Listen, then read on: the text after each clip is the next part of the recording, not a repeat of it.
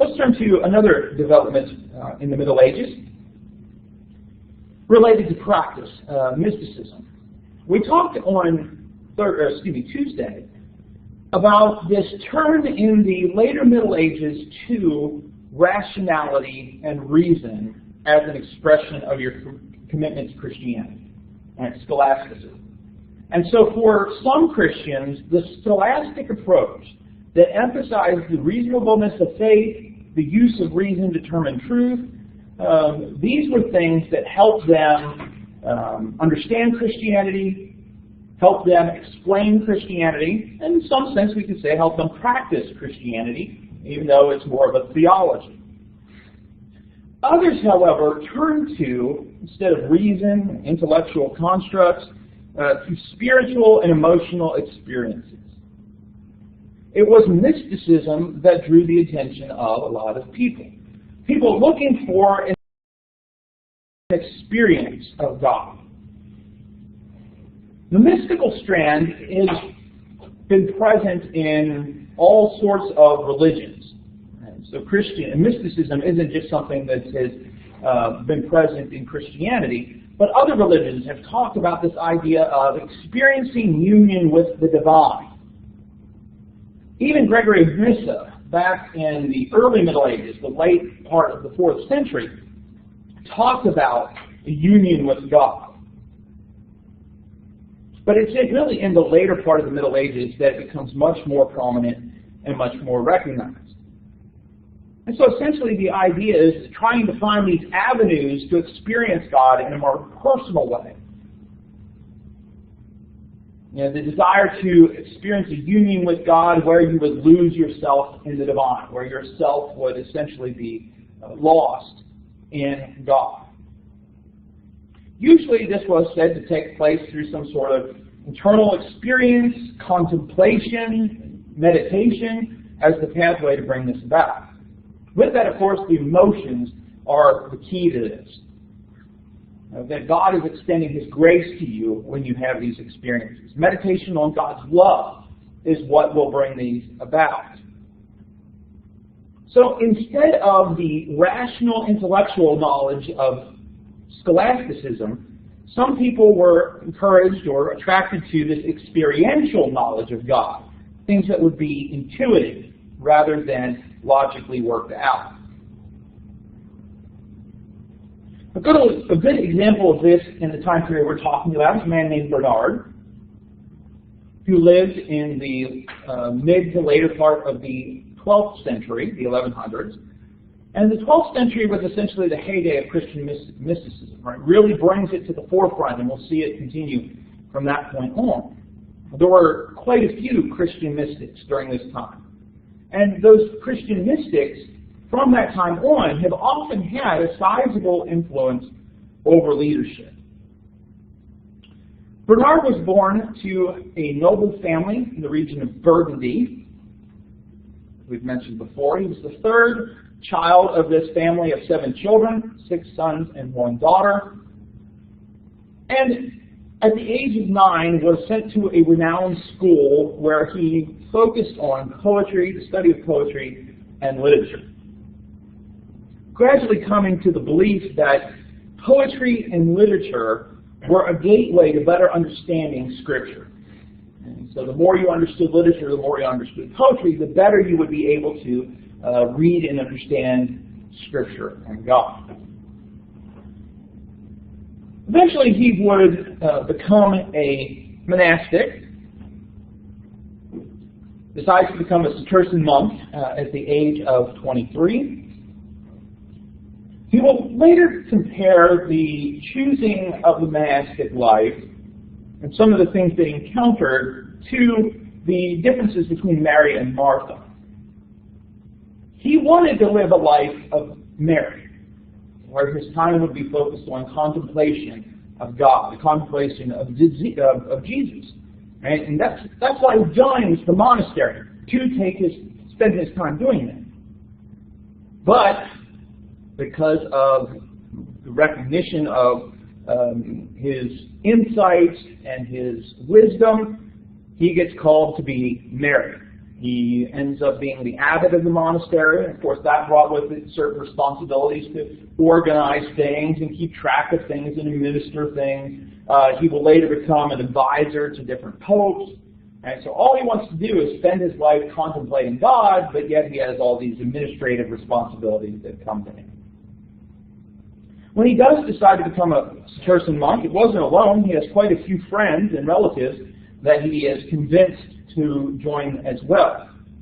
Eventually, he will establish a monastery at the city of Clairvaux, which is in northeastern France. Early on, the method that he required from people in the monastery was very harsh, very strict. And because of complaints, he eventually backs off a little bit. For others, he still keeps a rather harsh life for himself, which ultimately does affect his health. But the monastery in Clairvaux grew rapidly. But in its growth, however, he also became very concerned that he's seeing a lot of lazy monks. Not only Clairvaux, but in other monasteries, and even in the remnants of the Cluniac monasteries. Because by this time, he's a Cistercian, so by this time, Cluny has become prosperous. There's more of a emphasis on lack of manual labor, right, moving away from the Benedictine rule, and so he's really upset by that. While a monk, though, he begins to write and preach. One particular work that demonstrates this idea of monasticism and its focus on emotion and love is the work on loving God. Ultimately, loving God is a journey for Bernard. We have to start with loving ourselves first. Self-hatred is unnatural, but as we develop a love for self. So that's where we have to start. And because of this, we tend to be selfish. And so when we begin to love God, we do so in a very selfish way. We love God for what we can get out of Him. But hopefully, right, the intent is we begin to love God not because of what we get out of it, but because God is good.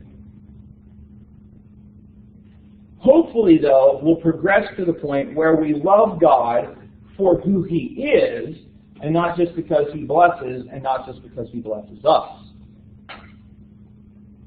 Eventually, though, we should come to the state of loving ourselves for God's sake, rather than loving ourselves for our own sake.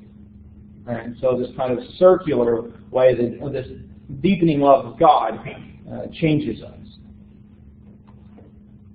Also, a rather interesting part of his works were writing sermons. His sermons on Song of Solomon, or in the Latin Canticle of Canticles, he had 86 sermons. I mean, the book's only 8 chapters long. But he had 86 sermons that he had written on the Song of Solomon. They covered the first 2 chapters and the first verse of the 3rd chapter. All right, so that's a lot to focus on in 86 sermons. Right? So if you preached one of those a week, which, monasteries you can preach more than that, but you're talking about a year and a half preaching on Song of Solomon, and you've only covered the first 2 chapters and the first verse of the 3rd chapter, right, when the book is only 8 chapters long. But Bernard represented how a lot of Christians, and even to some extent Jews, have tried to address this work. So here's this work that's part of the Bible. Right? For Christians, it's part of the Old Testament. And it is talking about this beloved and this woman, and they're talking about relationships and the appearance of my lover and the appearance of the beloved. And so Christians and Jews haven't known what to do with this book sometimes, because God's not really talked about. It's about this relationship, this romantic relationship. And so what has happened is that a lot of people have spiritualized it and said that it's not about human relationships, it's about the love that God had for Israel, or, in this case for Bernard, the love that Christ has for the church, where the lover is Christ, the beloved is the church, but also it could be taken as the love between Christ and the human soul. So essentially allegorizing the book, that it's an allegory where the different elements represent different things. This is seen, for example, in referring to Jesus as the lily of the valley. He's the lily of the valley, coming from the Song of Solomon. His banner over us is love. Right? Again, coming from the Song of Solomon. However, when you actually read the book, it doesn't really seem to be talking about the love that God has for Israel or the love that Christ has for the church. It seems to be talking about romantic love. And there shouldn't be anything wrong with that. But for a lot of people, this has been a challenge. So what he did out of these sermons, of course, is allegorize the book, but also encourage people to love the human nature of Christ. And so kind of through this allegory, learn to love the human nature of Christ, which will lead to a spiritual love of Christ. Ultimately suggesting that we need to grow in our love for God, and that love for God should be pure, it should be disinterested. Now what does he mean by disinterested? Disinterested here means that it shouldn't be based on what I can get from loving God. I love God for who God is, not whether God will love me back or whether he will bless me for that or anything like that. My love should be, solely for God's sake. And ultimately, another point that he brings up in all this is that the Christian should love Christ like Christ loves the Christian, tenderly, wisely, and strongly. Bernard becomes very influential in a variety of spheres over the next several decades of his life. For example, at one point, there end up being rival popes in the 1100s. And Bernard is the one who's asked to make the final determination. And so you have all these, the emperors involved, you have all these other people who are trying to figure out who the appropriate pope should be, and Bernard ends up being the one to make the decision. When the Second Crusade begins to develop, Bernard is called upon to preach the Second Crusade, right? And kind of stir people up to get ready to go. Of course, when it fails, he is kind of blamed for it. Ultimately, his response, though, is that it was the sins of the Crusaders which were responsible for the failure.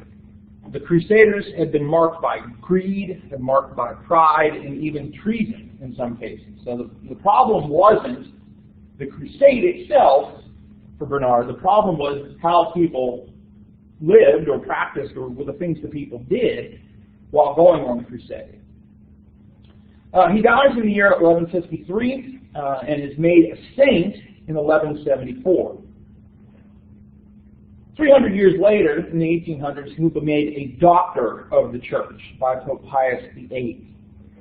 To refer to somebody as a doctor of the church is an honor bestowed upon a Christian, a Catholic, whose teaching is believed to have benefited the whole church,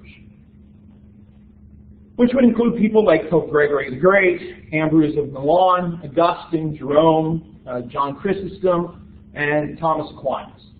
There are quite a few others, but these are some names, of course, that we've talked about already, people that you would recognize. One last sidelight about Bernard. Bernard was also responsible for the creation of the Order of the Knights Templar. As part of his being advisor to king and other rulers, advisor to four popes, he helped create the Knights Templar. Essentially, the order kind of becomes this cross between militarism, right, they're out there knights, and monasticism, in that to become part of the organization, the order, you took the vows that monks took. Essentially, the Knights Templar started after the First Crusade as a way to try and protect the lands that had been taken back from Muslims. Since they started near where the temple would be, they were referred to as the poor knights of the temple, or the Knights Templar. And when they started out poor. Essentially, they lived on the benevolence of other people. And it started off small with just non-knights who committed themselves to live this way. Predominantly, they basically escorted pilgrims who traveled from Jerusalem to the Jordan. Eventually, though, Bernard is called upon to develop this organization, and he does so according to the Cistercian order and a Benedictine rule. Having done that, many people are interested in joining.